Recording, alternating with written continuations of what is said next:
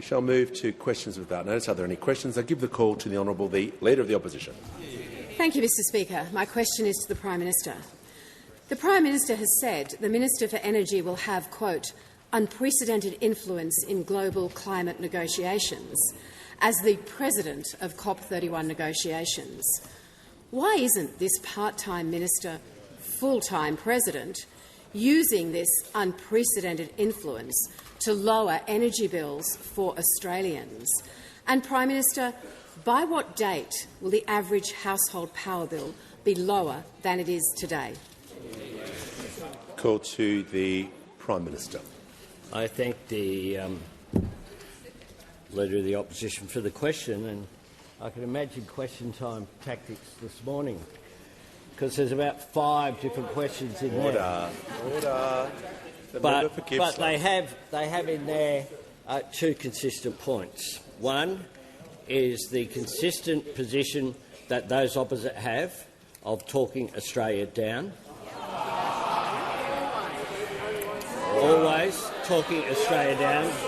Order. Including on my left. Including talking down Australia's national interests and the interests of the Pacific. Now, I spoke with Prime Minister Rambuka and Prime Minister Marape and other Pacific leaders last week. They are delighted that Australia and the Pacific will be able to play a role in international climate change engagement. I attended the G20 meeting over recent days. There, a communiqué issued by every single country supporting the Paris Agreement, supporting a reduction in emissions, recognising that it's not a choice between a strong economy and sustainability, that in order to have a strong economy you need to deal with the challenge and the threat of climate change, which is real. During the last, since we rose here as well, just a couple of weeks ago, of course, we had the treaty and negotiations with Indonesia. And Indonesia is a place pretty important for Australia, one would have thought. Jakarta is looking at building, or Indonesia is looking at building a seawall around Jakarta. This decision of the COP to have Minister Bowen to also have the position of being in charge of negotiations is something that I would have thought was pretty good. I'll tell you a meeting I had with someone over the weekend as well. I had a meeting with the OECD Secretary-General, Matthias Cormann. Matthias Cormann, who we backed to be OECD Secretary-General and who we backed to get a second term again. So both here and overseas, we'll build Australia up. The Coalition talks Australia down. They don't have a plan, they just have a pamphlet. It's a pamphlet which is a continuation of the 23 policies that they had and didn't land one. It will, of course, lead to higher prices because less investment means higher prices. That is why it is friendless in the energy sector, friendless in the business community, and that is perhaps why Don't Know is the front runner to lead those opposite. Order. The House comes to order. We'll hear from the member for Bendigo. Thank you, Speaker. My question is to the Prime Minister. What are some of the ways that the Albanese Labor government is delivering for Australians and making a positive difference to their lives? Are there any risks to delivering that agenda? Give a call to the Prime Minister. I thank the member for Bendigo for her question. And on Saturday, 100,000 Australians got a text message from the government. It's a short message, but it will have a massive impact. Well, they do love that, because it told them that their student debt had gone down by 20%, something that was opposed by those opposite. Like they oppose every single cost of living measure which there is. The first 100,000 of about 3 million Australians who will be better off. By the end of this week, more than 1 million Australians will have got their text message informing them that this will make a difference to them, making it that bit easier to get the start in life they want, whether it's starting a family, saving for a house. I want our government's policies to help Australians achieve their priorities, just like our 5% deposit scheme for home buyers that is helping young Australians to get into the housing market. Since October 1, nearly 10,000 Australians have bought their home using a 5% deposit, promised by us, delivered by us, to the benefit of Australians. That is our government's focus. The Coalition's focus on themselves, they focus on tearing each other down and talking Australia down. Nothing's changed. They are divided, divisive and despairing. We're delivering right now in real time. Fisher. That's what we do every day, and it's what drives every single member of our government. Call to the Honourable the Leader of the Opposition. Thank you, Mr Speaker. My question is to the Prime Minister. Australians have a part-time energy minister delivering a part-time energy grid. This part-time energy minister, full-time president, is absent from Parliament today, prioritising global summits ahead of reducing power prices for Australians. Prime Minister, how many days will the part-time minister spend overseas in his new role as full-time president? Order. The Minister for Social Services will cease interjecting. Prime Minister has the call. I thank the member for her question. And it goes to a couple of issues. It goes to energy, and it also goes to the role that Minister Bowen will have in the COP negotiations. Now, I don't know if those opposite have participated very much in international forums, but if they had, it's a bit like other things. The crunch points of negotiations comes at the end, comes when the conference is on. That's what happens. But in the lead-up to that, there will be a meeting in the Pacific about climate change. You know why? Because it's the priority. The priority. It's the first priority, the second priority and the third priority. Because without action on climate change, countries like Kiribati and Tuvalu will disappear. Will disappear underwater. Order. And those opposite thought it was fine to make jokes about water lapping at the doors. That was what they did when they were in government. Members on my left. To Member for improve Forest. relations with our Pacific Island families. That was their response. And every single one of them remembers that. Remembers that, Mr Speaker. Member every for single one of them. Barker. But it is indeed, should be, a source of bipartisan pride when Australians succeed. Just like when we bid for the UN Security Council, those opposite talked it down, opposed the bid, just like they opposed people running for positions at the United Nations. We on this side don't do that. We on this side back Australia. Back Australia is what we do. Now, I'm asked about power and I'm asked about the difference it will make.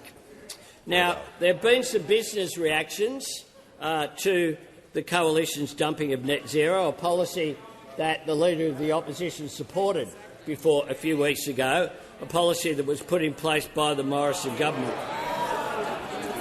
Order. Members on my right, the manager is entitled to raise his point of order, and he shall do so now. Just on relevance, the Prime Minister wasn't asked about our policy, he was asked about President Bowen's overseas schedule. Well, the Prime Minister has outlined his answer to the question he was directly asked about, and now he's... So I don't know else where he's going with this, but I'll make sure he's being directly relevant to the question he was asked. Prime Minister, in continuation. Yes, Mr Speaker, and I was asked about power prices in Australia. And Australian Industry Group said this, Innes Willox, there's no industry interest in going backward on net zero. Reopening that debate is akin to asking Australian businesses to stop investing and stand by to watch the political equivalent of a refight of the Battle of Stalingrad. It serves no good purpose. No good purpose. And the ACCI Chair, Andrew McKellar, said to characterise their policy at the moment, It seems to be a bit of a plan not to have a plan, unfortunately. Dead right. Order. The Manager of Opposition Business, members on my left, we're not going to have that level of interjection. Order. Whilst I'm bringing the House to order, thank the Manager for his contribution, but we'll just get the House to settle.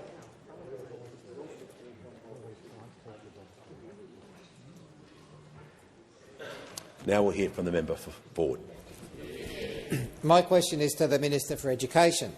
What is the Albanese Labor government doing to build a better and fairer education system, including helping Australians with student debt? What other approaches have been put forward? Call to the Minister for Education.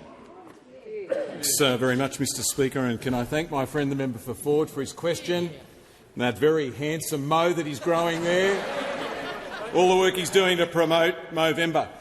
Mr Speaker, on the weekend 100,000 Australians had their student debt cut by 20%. And that is just the start, because this Thursday 1.5 million more Australians will get their student debt cut by 20%. And next week another 1.5 million young Australians will get their student debt cut by 20%. And you don't need to do a thing. Just wait for the ding. Just wait for the text message. Wait for the email that you'll get from the tax office to tell you that it's done.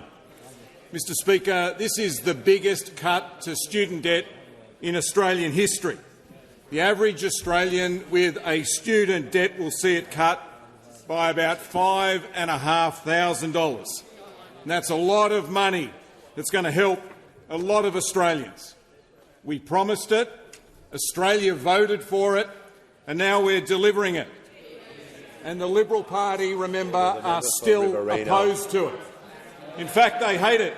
Today, earlier in Parliament, the member for Goldstein described this as one of the most despicable things that he's ever seen a Labor government do.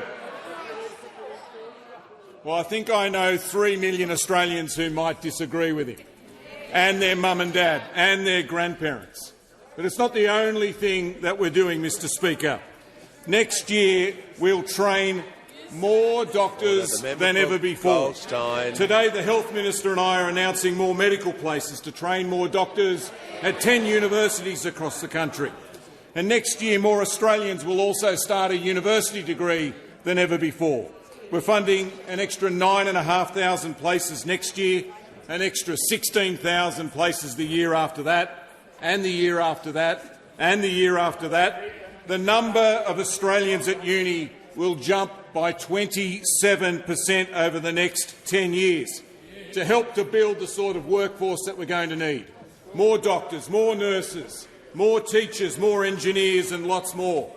And a lot of those young people will be from poor families and from our outer suburbs, from our regions and from the bush. That's what the reforms that we're implementing are all about. It's what the Prime Minister calls opening the doors of opportunity for more Australians. Building a country where your chances in life don't depend on how wealthy your parents are, or where you grew up, or what school you went to, or the colour of your skin. Before I call the honourable member for Wentworth, I'm pleased to acknowledge and welcome a few guests to the Parliament today. In the gallery today are representatives of Netball Australia, as well as current members of the Australian netball team, the Diamonds. We also have a delegation from the 2025 Country to Canberra Leadership Competition, which aims to empower young rural women. I'm also advised that Dr Jim Turner, the former member for Leichhardt, and Dr Kay Patterson AO, former Senator of Victoria and Minister, is with us today in the gallery. Welcome to you all. Give the call to the honourable member for Wentworth. My question is for the Housing and Homelessness Minister. Today's rental affordability index shows only 2% of rentals are affordable for essential workers like teachers. The New Homes bonus was supposed to incentivise new homes and help fix this, but with just the ACT likely to meet this target, the effectiveness of this incentive is under question. Will you consider restructuring the bonus scheme so there are interim payments to help the states do critical rezoning, speed up approvals and build the infrastructure the states need to actually deliver these targets? Give the call to the Minister for Housing, the Minister for Homelessness and the Minister for Cities. Thank you, Speaker. And could I thank the member for Wentworth for her question? It's a really good one, and I think it reflects the real seriousness with which she engages in the housing debate. Speaker, we've got a crossbench here where, for many of these wonderful people, housing is a critical issue in their community, and they work very collaboratively with our government, and the member for Wentworth is one of those. Speaker, the member for Wentworth asks about the situation facing Australian renters, and I agree with her. This is a really critical concern of our government. We've got a housing crisis in our country that's been cooking for 40 years, and really the people who are bearing the biggest brunt of this are people who are in rental accommodation.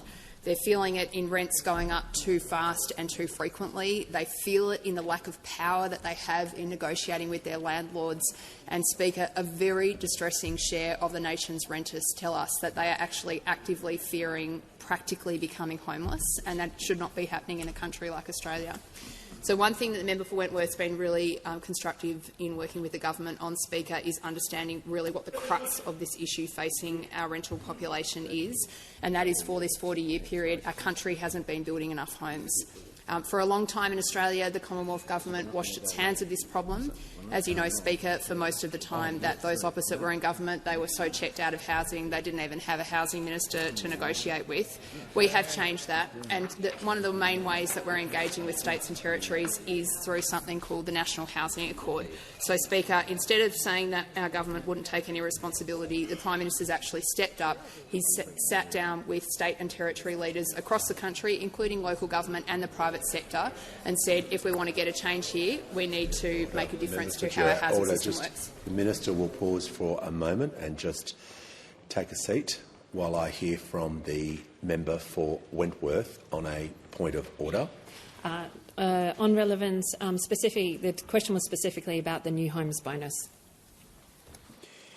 The Minister was asked a question regarding the home bonus, and the Minister was also asked about restructuring to help the states deliver the targets. So I just caution her to make sure her answer is being directly relevant. It was a fairly specific question that the member Wentworth has asked, and if she could provide more information regarding that, I think that would assist the House and also help the standing orders as well.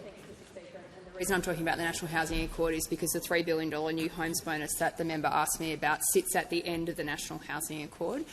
So we are in constant negotiation and discussion with the states. We've got a problem in our country where it's become too hard, too difficult, too expensive and too lengthy to get a home built in this country, and the states are critically important to solving that problem, have more power over that, frankly, than the Commonwealth does, and that's why they are such key partners of ours. The $3 billion incentive that the member asked me about, as she's mentioned, sits at the end of the Accord targets, and of course the states are always keen to see that money flowing to them faster.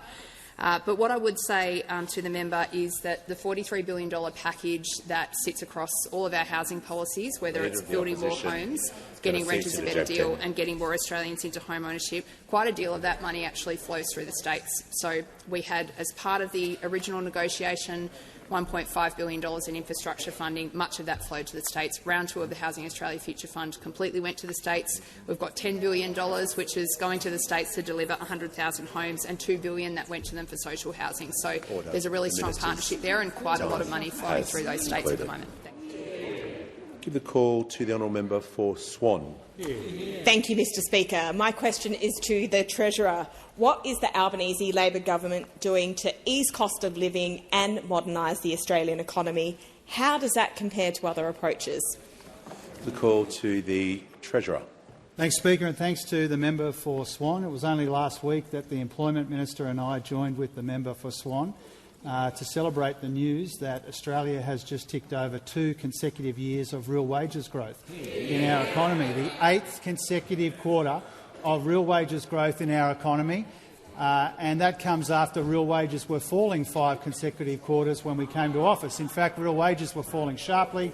They are now growing again. That's a deliberate design feature of our economic policy. So that's the news we got last week. The week before that, we learned that unemployment had gone down once again.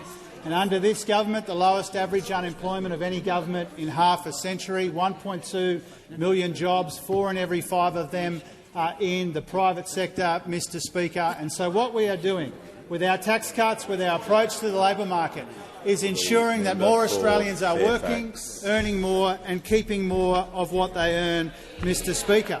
Now, we're ensuring that at the same time as we roll out cost of living relief in our economy. 2 more tax cuts are on the way. We've got more bulk billed GP visits because we know that means less pressure on families. We've got cheaper medicines. And as the Education Minister said a moment ago, we're providing student debt relief as well, Mr Speaker. At the same time as we're rolling out that cost of living relief, creating jobs, getting wages moving again, creating opportunities in our economy, we're also modernising Australia's economy over the medium and long term as well. We're approving more homes, we're slashing tariffs, we're winding back red tape where we can, we're revitalising national competition policy, we're strengthening and streamlining the foreign investment regime, and we're reforming the EPBC as well, which will deliver faster approvals for projects that are in Australia's interests and faster knockbacks for projects that are not. I'll also meet on Friday, Mr Speaker, with the state and territory treasurers to advance our very substantial agenda to make our economy more productive and competitive across the Federation as well, Mr Speaker. Now, we know as a government that we have much more work to do, but we have also made good progress cleaning up the mess that we inherited from those opposite, as well as modernising our economy. And we've made good progress since the Economic Reform Roundtable as well, Mr Speaker. We acknowledge that in the lead-up to the budget we will do even more. But, Mr Speaker, as I hear them chirping away over there, Mr Speaker, I finish on this point. Whether it's cost of living relief or economic reform, what is really clear is that this government finishes the year united, focused on Australians and delivering for Australians, Mr Speaker. Those opposite finish the year focused on themselves, recklessly divisive and hopelessly divided. The call to the honourable member for Wannon. Thanks, Speaker. My question is to the Prime Minister. An energy sector CEO has recently said of power price rises, quote, "It's the calm before the storm." And I think the storm is coming around cost and competitiveness. Prime Minister, if the 40% price rises that Australians have faced under the Albanese government are just the calm, what percentage power price rise is the storm going to bring? Call to the Prime Minister. Order. Members on my right will cease interjecting. The member was given the courtesy to be heard in silence. The Prime Minister will be given that same courtesy as well, and he now has the call. Thanks very much, Mr Speaker. I thank the member for his question about what the energy sector and the business community think about energy policy in this country. The Australian Energy Council CEO Louise Kinnear has said this: keeping coal open for longer is likely to increase costs rather than decrease costs. And it also means there's not the right market signals for new renewable investment to come in because coal is still sitting there in the system. We can't keep coal in the system forever. There is a large proportion that do need to exit. Now, the Australian Industry Group, I've quoted before, Ennis Willicks, said that there was no interest in going backward on net zero. The Business Council of Australia CEO, Bram Black, said this: we need to make sure that we continue to guarantee Australia as a competitive place in which to do business. What that means in very practical terms is that we need to have a clear plan and pathway towards what that net zero looks like. So there is, went on to say, so that there is the confidence to invest. Andrew McKellar, CEO of ACCI, business does need certainty. If we're going to get the investment in place for the future, then we need to understand what the policy is. To characterise their policy at the moment, it seems to be a bit of a plan not to have a plan, unfortunately. Now, the Louise Kinnear, Australian Energy Council, when talking about the way forward, said we're now on a trajectory for a high renewable system supported by gas, battery storage and pumped hydro, and that is generally going to deliver the lowest cost outcome. So that's what the experts actually had to say. Leader of the Opposition. Because when they were in office, we had an energy system that was 50 years old. So 24 out of 28 coal-fired power stations announced their closure and nothing replaced them. You had 4 gigawatts leave the system and 1 gigawatt enter the system. As a result of a lack of supply, increases costs. What we're dealing with now is how you transition. Those opposite pretend that that's not the case. They pretend because they're too busy fighting the ongoing climate wars that have been in place on their side for decades now, holding Australia back. Has the Prime Minister concluded his answer? The member for Wannon, under the standing orders, will take his point of order now. Yeah, relevance. The question was around power prices, and you haven't mentioned power prices once, and they're going through the roof. Your seat. The member for Wannon knows that he can raise the point of order, but doesn't need to add extra to when he's stating the point of order for any other theatrics. The Prime Minister has been talking about power prices and quoting directly about the comments he was asked about. So he's being directly relevant. He has the call. Thanks, Mr Speaker. I've spoken directly about power prices and what the lowest cost form of transition is. Those opposite had 23 plans. They're still fighting each other. Member for Page. Still fighting each other, Mr Speaker. One thing is very clear. Love is not what will stop them tearing each other apart, Mr Speaker. Order. Order.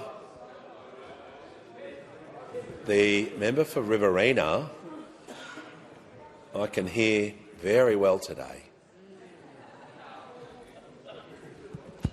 When the House comes to order, we'll hear from the honourable member for Paterson. Thanks, Mr Speaker. My question is to the Minister for Defence. How is the Albanese Labor government progressing AUKUS, and what other approaches are being put forward? Call to the Deputy Prime Minister and the Minister for Defence. Well, I thank the member for her question. Last Wednesday, the Prime Minister and the Premier of Western Australia were at HMAS Sterling in Rockingham, which right now is hosting the USS Vermont, a US Navy Virginia-class submarine which is undergoing the most extensive maintenance on an American nuclear-powered submarine outside of America ever. And this work is being undertaken by 120 Australian workers, and that too is unique in terms of non-Americans working on a US submarine. But well before the Vermont reached Western Australia, it already had a distinctly Australian character because of the 130-odd crew, 11 submariners and 2 officers. Fully 10% of the crew are Australians, enlisted in the Royal Australian Navy. And this is a powerful example, but it's just one example of the way in which today AUKUS is happening. And that's what serious defence policy looks like, which could not be further from what we see from those opposite, because the very next day the Leader of the Opposition delivered a keynote speech on defence. Now, amidst various utterances on defence spending, there were no details about the platforms on which they would spend the defence budget. There were no details about the kind of defence force the coalition would build. There were no details about their strategic intent. Indeed, the speech was reminiscent of the defence policy vacuum which was so eloquently described by the Liberal Party's own election review. But overshadowing all— Order. The Deputy Prime Minister will resume his seat and the manager will take his point of order. Well, on relevance, the member asked a relevant question about AUKUS, and there's been a serious change of leadership in AUKUS that the minister hasn't advised the House about. He's talking about Liberal Party Resume reviews. your seat. Yeah. He was asked about what other approaches are being put forward. So, whilst it wasn't a straight AUKUS question, the member for Moncrieff, just dealing with the manager's point of order, he wasn't asked about alternative policies, but he was asked about alternative approaches being put forward. He's got 1 minute remaining, I'll just ask him to be directly relevant to the question he was asked, and the remainder can't be completely about the opposition because he wasn't asked about opposition policy, it was about approaches. The Deputy Prime Minister has the call. Thank you, Speaker. What overshadowed the Leader of the Opposition's defence speech was that within 24 hours we had the Shadow Minister briefing out that he'd absolutely not been consulted on it, which is a demonstration that no matter what they are talking about, what fundamentally characterises the coalition is that they are deeply divided.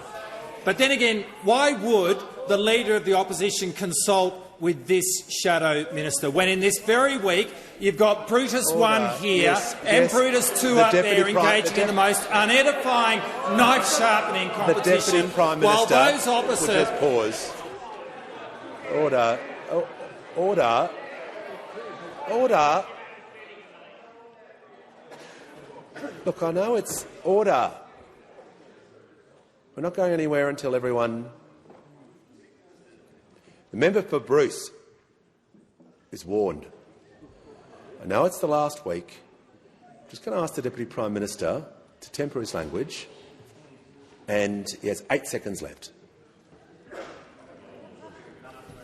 While those opposite are focused on themselves, the Albanese government is focused on delivering for our nation to keep Australians safe.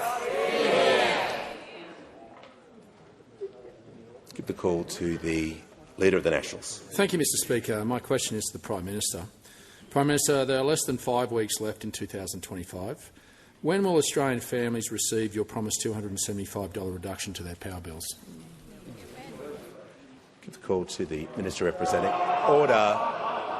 No, give the call to the Minister representing the Minister for Energy. Order. The member for Hume. Order. When the House comes to— the member for Fisher. Order. Order. We're not going to continue in this way. The Minister representing the Minister for Energy has the call. Yeah, thanks, Mr Speaker, and thanks to the Leader of the Nationals for his question. As we have made it really clear, Mr Speaker, and has the relevant experts, the Prime Minister read out a few of them a moment ago, has made really clear, Australia's best chance to put downward pressure on electricity prices is from introducing cleaner, cheaper, more renewable, more reliable energy sources. Now, Mr Speaker, that never used to be, or that for a long time wasn't an especially controversial proposition. Even those opposite held that view, Mr Speaker. I'm asked the question by the Leader of the Nationals. The Leader of the Nationals said once before, when he had a more sensible position on this, it's a good thing that renewables are coming on. The disruptions that are happening with the technology moving towards renewable energy, particularly in storage for baseload, is exciting. I think it's a good thing. Mr Speaker, he also said economics will win out in the end, and if baseload power can be stored in particular, that's an exciting thing for the environment and for everyone's hip pocket, Mr Speaker. He says, in my own electorate, people are self-sustaining through solar. The reality is that type of disruption is happening, and that is an exciting thing, not only for the environment but for the hip pocket, Mr Speaker. Treasurer will pause. Order. The Minister for Health. I want to hear from the member for Page.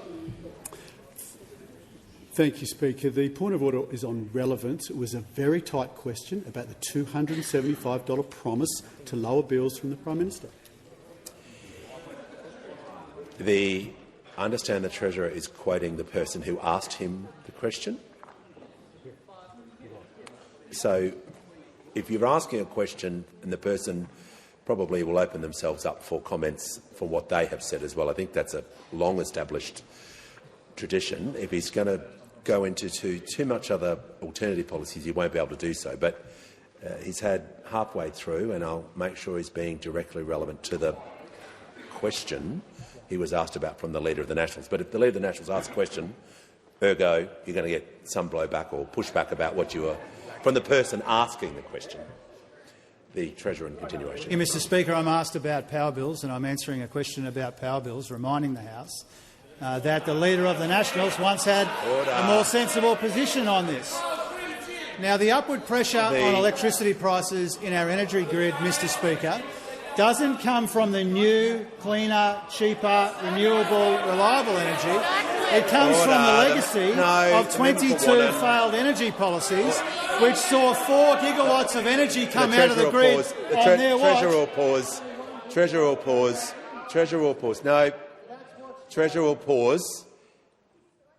This yelling is not going to continue. Interjections are one thing, but the carry-on is way too much. Everyone in the gallery can see that. So just cool it, interject, but just don't yell. We're not having that. Just going to ask to assist the House. Order. To assist the House, the Treasurer can remain directly relevant as well. Thanks very much, Mr Speaker. Now, the reason that there has been upward pressure on electricity prices is because the ageing parts of the grid are becoming less and less reliable as they get closer and closer to exiting the grid. And that's why it is so dangerously irresponsible of those opposite to abandon net zero in a way that will push power prices up, not down, and will create serious investor uncertainty, which will weaken our economy. Now, if they cared about energy prices, Mr Speaker, they wouldn't be abandoning net zero and they wouldn't be turning their back on renewable energy. We've already had one point of order on relevance from the member for Page. So I'll just ask the order. The minister on my right will cease suggesting. I want to hear from the manager, which will have to be on another point of order. We recognise this was the biggest hospital pass from the Prime Minister to the Treasurer that we've seen in a long time. No, absolutely not. Resume your seat. No, resume your seat. Resume your seat. And you are now warned. Simply just, I've been very lenient today, but you simply just can't jump up and say whatever you feel like. I gave you the benefit of the doubt, and you took advantage when I gave you that. So you are now warned. I don't want any more of that behaviour. Everyone will be shown respect when they raise their point of order on relevance, which I've been crystal clear today. But to do that is not fair on everyone else. I think everyone can realise that. I want the Treasurer to be directly relevant to the question, and he has 36 seconds to go. Thank you, Mr Speaker. As the Treasury and others have made very clear, if we want to see downward pressure on electricity prices, the best way to do that is an orderly transition to net zero. And that's why it beggars belief. That's why it beggars belief that those opposite have taken a different tack, Mr Speaker. Their policy would push power prices up, not down. And that is the view of a dozen energy retail CEOs and a number of other experts that we would quote if we had more time, Mr Speaker. Now, as I said a moment ago, it was bad enough that they opposed our cost of living help, bad enough they opposed our tax cuts, worse now that they want to push power price. Before I call order, I'm just going to bring a little bit of order back to the House and some decorum, because I would like to inform the House that present in the gallery who's now joined us is Mr Marko Primorac, the Deputy Prime Minister and Minister of Finance of the Republic of Croatia. I'd like to acknowledge a great friend of the Parliament, the Ambassador of the Republic of Croatia to Australia, Her Excellency Ms Betty Pavlic. Welcome to you both. I'll give the call to the honourable member for Corangamite. Thank you, Speaker. My question is to the Minister for Employment and Workplace Relations. How is the Albanese Labor government delivering for Australian workers, and what could place this at risk?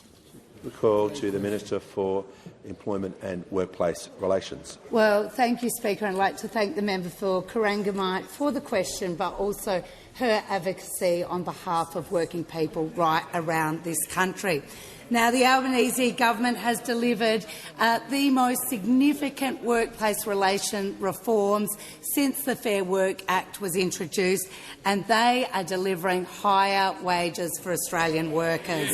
Now, of course, as mentioned by the Treasurer, the latest ABS data released last week shows that under the Albanese Labor government, we've seen the longest run of real wages growth in a decade.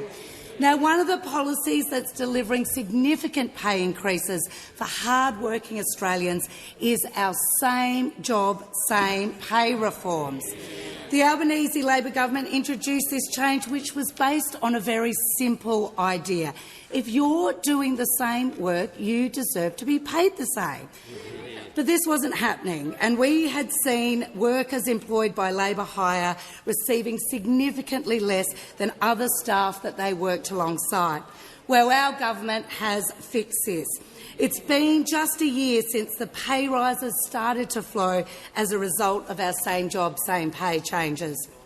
On Friday, I met with a group of flight attendants who, before our laws, were wearing the same uniform, doing the exact same job and getting paid $20,000 less than direct employees working alongside them. And our laws have fixed this, delivering fair pay for thousands of workers across a range of industries. Domestic flight attendants like Thomas, who told me that since these pay rises under the same job, same pay laws have kicked in, he and his co-workers now have, and I quote, dignity and equality, and he can now afford to take a holiday. Our government is working hard to deliver for people like Thomas. Now, I am asked about whether what could put at risk these pay increases. Well, I want to be very clear. The biggest risk to working people's wages and jobs are those opposite. Just a few weeks ago, while the Leader of the Opposition was trying to deflect attention and save her job, she reignited the old Liberal Party industrial relations playbook by threatening to roll back the very reforms that are delivering better wages and conditions for working people. The Liberal and National Party haven't changed. They aren't listening and have no ideas and, of course, are just focused on themselves. The only job the Leader of the Opposition cares about is her own job. And while those on the other side fight and bicker and argue, there's only one side of this parliament that's committed to working Australians. That's the Albanese Labor government, and we'll get on with that job. Call to the member for O'Connor. Thank you, Mr Speaker. My question is to the Prime Minister. Prime Minister, I refer to warnings in the recent Australian Energy Council report in which a CEO of an energy company said, and I quote, "Bills will increase for the next decade." Prime Minister, why is the part-time Energy Minister, full-time President, more concerned with the next decade of COP negotiations than he is with the next decade of power bills for Australian households and businesses? Call the Minister representing the Minister for Energy. Thank you, Mr Speaker. Thanks to the honourable member for his question. Those opposite have been quoting an Australian Energy Council report. I think I heard Shadow Minister Tehan quoting from that report earlier on. They are either being tricky or they are wilfully misrepresenting the report of the Australian Energy Council. And here's what it says. I'm quoting. The AEC supports the transition to net zero emissions by 2050 on the premise that the least cost, lowest impact pathway is an energy system dominated by renewables, brackets wind and solar, including rooftop solar, and firmed with battery storage, gas and pumped hydro. There is generally broad alignment across industry about this energy mix. They also say AEC members understand the urgency of climate change and the crucial role the energy industry must play to support Australia's net zero ambitions. Australia's energy transition is irreversible. There is no turning back, Mr Speaker. And so those opposite, in arguing to abandon net zero, are arguing for even higher power prices. They are smashing investor confidence and investor certainty, and they would be weakening our economy as a consequence, Mr Speaker. And for what? Just so they can win this unedifying race to the far right in their own party room, one after the other, trying to outdo each other on having a more extreme position on net zero, Mr Speaker. Now, when it comes to renewables and when it comes to the orderly transition to net zero, this is what a dozen energy retail CEOs have had to say. The least cost, lowest impact pathway is an energy system dominated by renewables and firmed by battery storage, gas and pumped hydro, as I just said. Joel Gilmore, an expert from Griffith University. It's very clear that relying on coal and gas is going to be more expensive than renewables. To fight against net zero is fighting against gravity. Rob Wheels from Squadron Energy. We know that Australia's coal fleet is nearing the end of its economic and technological lifespan, with coal plant outages driving higher price periods.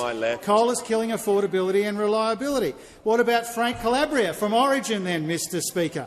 The cost of renewable energy and battery storage is increasingly competitive, which means our cost of energy is expected to be more economical through a combination of renewable storage and Origin's fleet of peaking power stations, Mr Speaker. Tony Wood, the Grattan Institute. The existing ageing coal plants will continue to be retired or become very expensive to maintain. There is really nothing in the Liberals' announcement that will reduce power prices, Mr Speaker. Now, we know what's really going on, Mr Speaker. Those opposite have completely vacated the field when it comes to rational, responsible economic policy.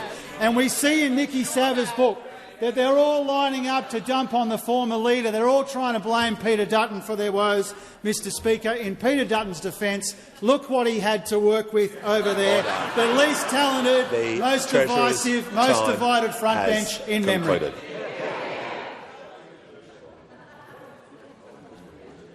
The House comes to order.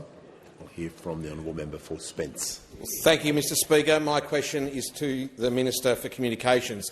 How will the Albanese Labor government's world-leading social media minimum age law help to protect young Australians? The call to the Minister for Communications and the Minister for Sport. Thank you, Mr Speaker, and I thank the member for Spence for his question and for his commitment to keeping South Australian kids safe online. Mr Speaker, delaying access to social media until the age of 16 will protect young Australians at a critical stage of their development. Don't just take my word for it. Last sitting week, the PM and I met with 12-year-old Florence from the Friends School in Hobart, her mum Romany, and her idol and mentor, neuroscientist Dr. Leela Landowski. Last term, Flossie did a school assignment on the scientific understanding of brain development through neuroscience prompts.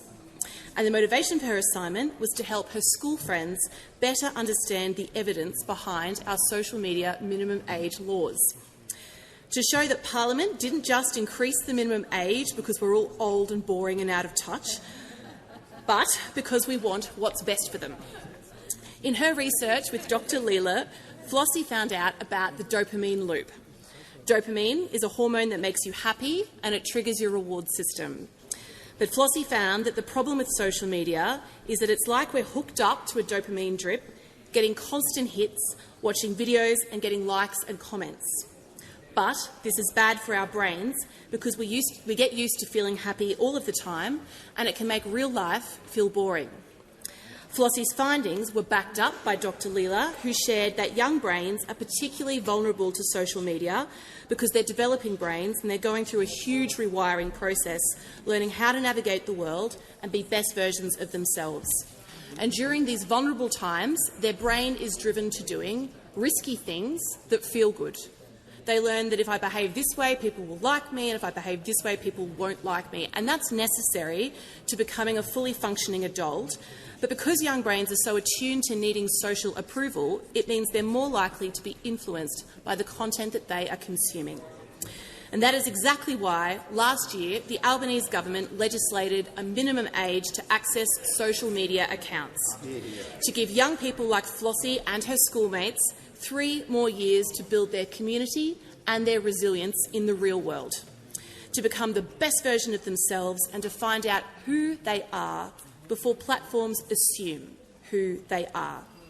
And it will give parents like Flossie's mum Romany a bit of peace of mind that their child isn't the odd one out in their class because they don't have social media.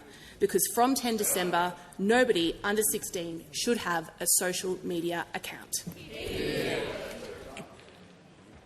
Give the call to the member for Warringah. To the Prime Minister. The government's recent reported retreat from banning online gambling advertising would be a terrible sellout to Peter Murphy's legacy and a failure to protect the millions of Australians whose lives are ruined by relentless gambling advertising preying on vulnerable Australians. If this report is true, gambling harm will continue to increase unchecked. So is it the government's position that relentless gambling advertising online on vulnerable Australians is acceptable? Call to the Prime Minister. No. Order. Give the call to the member for Hughes. Thank you, Mr Speaker. My question is to the Minister for Home Affairs. How is the Albanese Labor government helping to protect communities from people who would seek to undermine social cohesion and spread hatred? Call to the Leader of the House. Thanks very much, Mr Speaker, and I thank the member for Hughes. And it's good to have somebody as the member for Hughes so committed to bringing people together in his own community as well. People may have seen that AFP Commissioner Chrissy Barrett is currently heading off to the Interpol conference, where working with police around the world has indicated, among other issues, that she'll work, and I quote, to ask relevant partners to share more information about hate groups, including Nazi supporters, and to provide advice from their lessons learned over the years. As well as this being a police issue, it's also been an extraordinary issue in the Australian community for scenes that we have seen recently. Earlier this month, there was a disgusting demonstration of neo-Nazism and racism on display outside the New South Wales Parliament in Sydney. Rows of men, evenly spaced apart, all clad in black, with the same blank and hateful expressions, holding an anti-Semitic banner and chanting slogans of the Hitler Youth. One of the participants there was not an Australian citizen.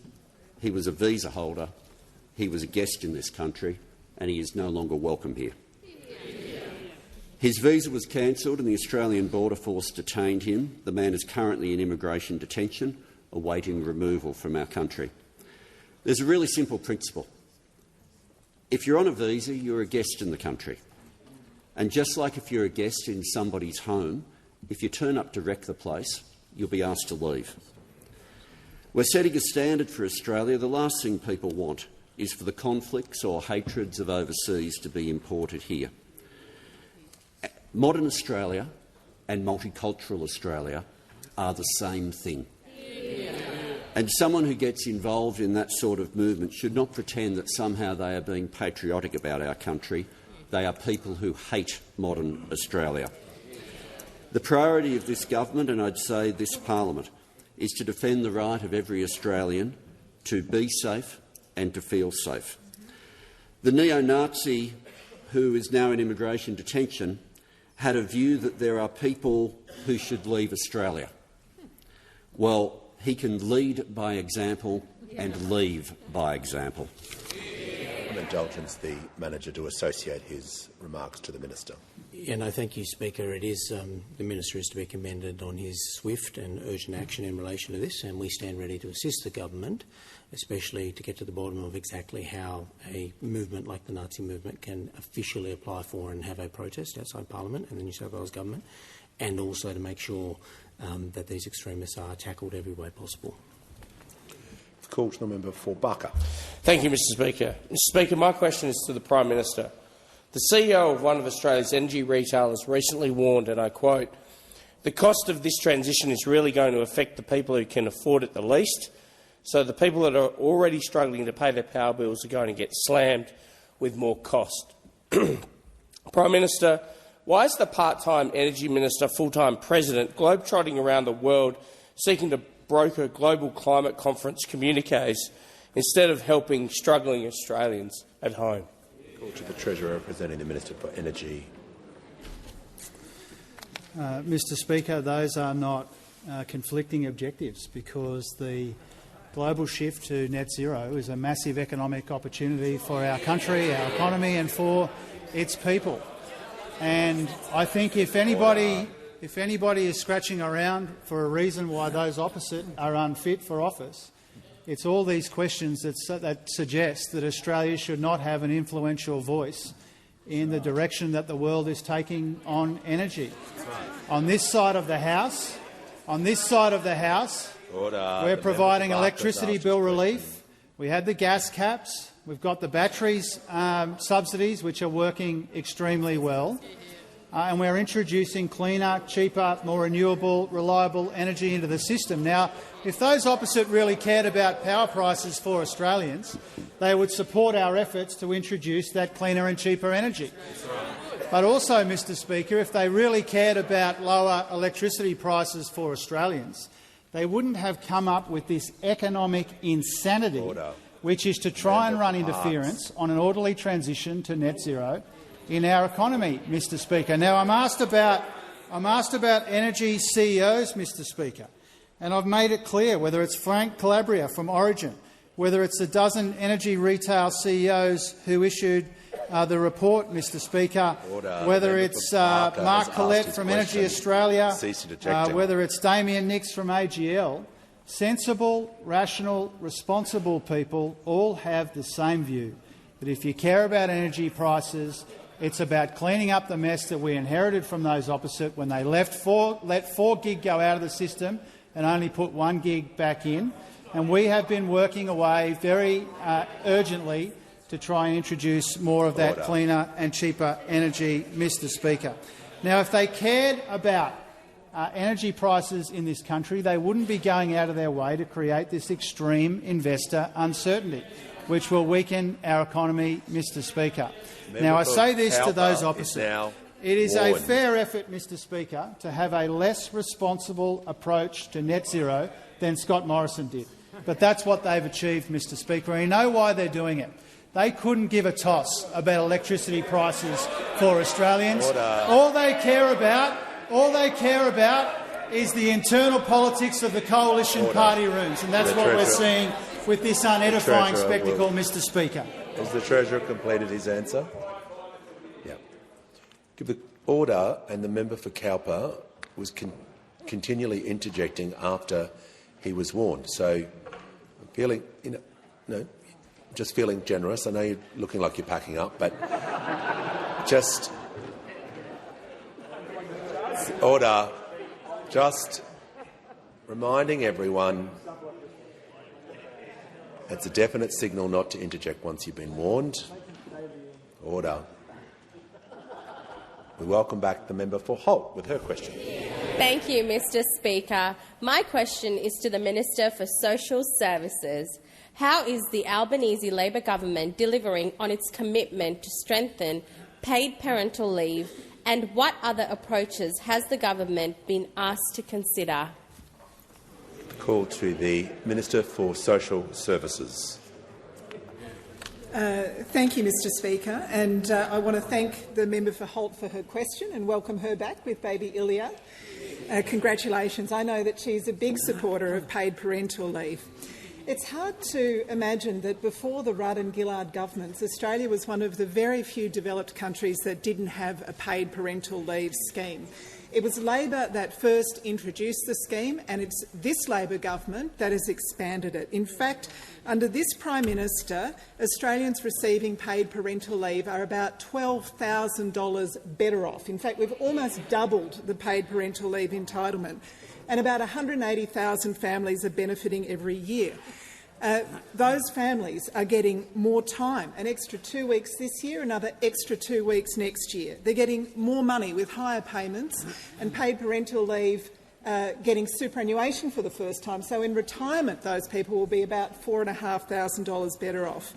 They're getting more flexibility, with parents able to take more time off together, and more people are eligible than ever before. And of course, when those parents get back to work, they also benefit from cheaper childcare, thousands of dollars off the cost of childcare. But of course, those opposite have always been deeply divided on paid parental leave. From the days of Treasurer Hockey calling mums getting their paid parental leave double dippers, from the former Prime Minister Scott Morrison calling them rorters. Double dippers, by the way, was on Mother's Day, a stunning act of timing.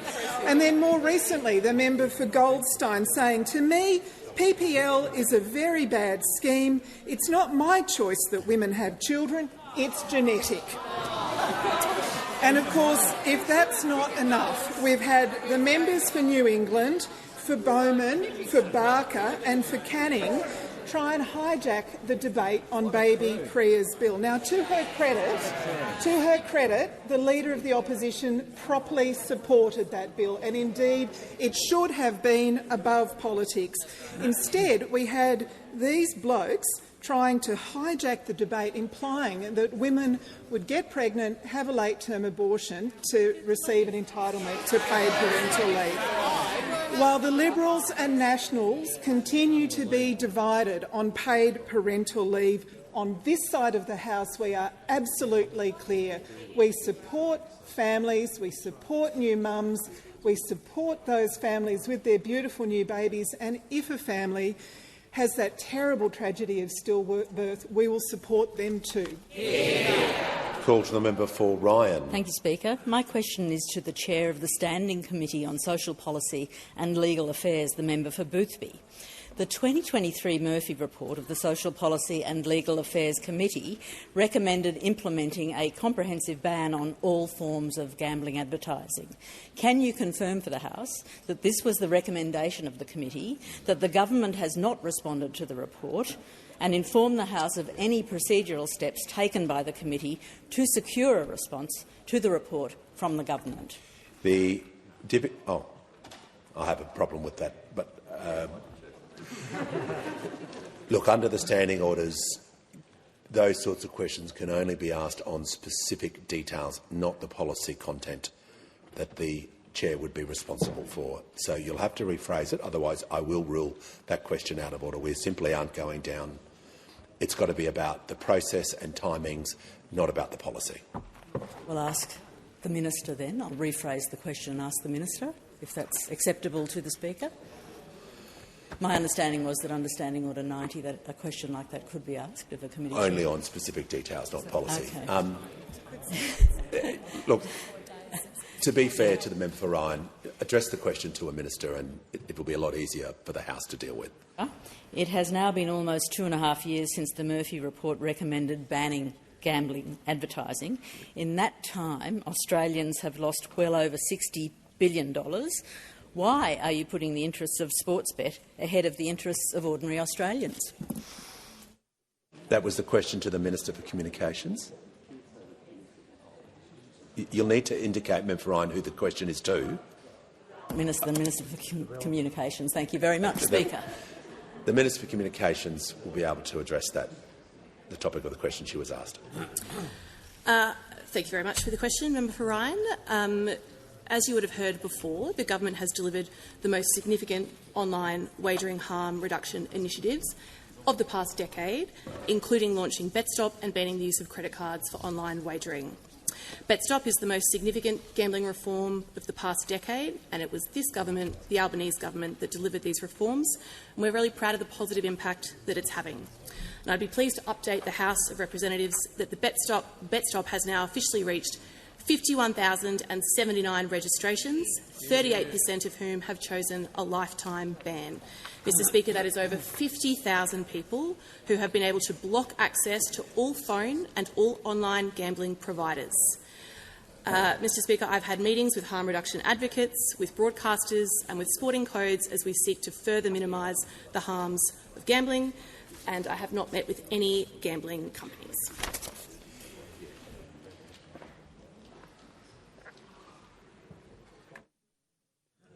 Order. When the House comes to order, give the call to the honourable member for Banks. Thank you, Mr Speaker. My question is to the Minister for Health. How is the Albanese Labor government strengthening Medicare and making it easier to see a bulk billing doctor? Why is it so important to lift Medicare and bulk billing after a decade of cuts and neglect? Call to the Minister for Health and Ageing, the Minister for Disability, the National Disability Insurance Scheme. Thank you, Speaker, and thanks to the member for Banks. He and I visited the Health Hub at Narwee only a few weeks ago. I'm delighted to say that the Health Hub has registered as a bulk billing practice for Medicare, bulk billing all of their patients all of the time, and as well as receiving bulk billing payments for all of their patients, including those without a concession card for the first time, Mr Speaker, that practice will also receive an additional payment of 12.5% on top of their Medicare income because they are 100% bulk billing. And the Health Hub is just one of 18 clinics in the Banks electorate, Mr Speaker, who are now 100% bulk billing clinics. Almost 2,800 practices have now registered as 100% bulk billing clinics, Mr Speaker, and that number includes well over 1,000 who last month were charging gap fees, but this month are bulk billing all of their patients all of the time, Mr Speaker, and that number is increasing every single day. And for Labor, for the member for Banks and for everyone on this side of the House, that matters, Mr Speaker, because for Labor, bulk billing is the beating heart of Medicare. That is why back in 2023 we tripled the bulk billing incentive paid for bulk billing concession card holders, pensioners and kids, turning that bulk billing rate around, which now sits at comfortably over 90%, Mr Speaker. It's why we delivered the 3 biggest general increases to the Medicare rebate since Paul Keating was Prime Minister, Mr Speaker, easing the squeeze after the Liberal Party's Medicare freeze. And it's why, Mr Speaker, we delivered this record investment this month again, Mr Speaker. Now, unapologetically, some of our biggest commitments at the last 2 elections from this Prime Minister have been to deliver a stronger Medicare, and we're delivering on every single one on those commitments. We're delivering more bulk billing for more patients, more of the time. We're delivering more urgent care clinics, 47 of which will open over the next several weeks. We're delivering more doctors, including medical school places the Education Minister talked about earlier today, and we're delivering even cheaper medicines again on the 1st of January, Mr Speaker. These are all essential after the decade of cuts of neglect which the Leader of the Opposition is interjecting about time and time again. A Leader of the Opposition who, as Health Minister, distinguished herself as the only Health Minister in history never to increase the Medicare rebate once. A big donut from the Leader of the Opposition, Mr Speaker, a Health Minister who extended Peter Dutton's Medicare freeze from 2 years to 6 years, Mr Speaker. It's no wonder the Australian people know who to trust in Medicare, and it's not those opposite. Call the Prime Minister. I ask further questions be placed on the notice paper.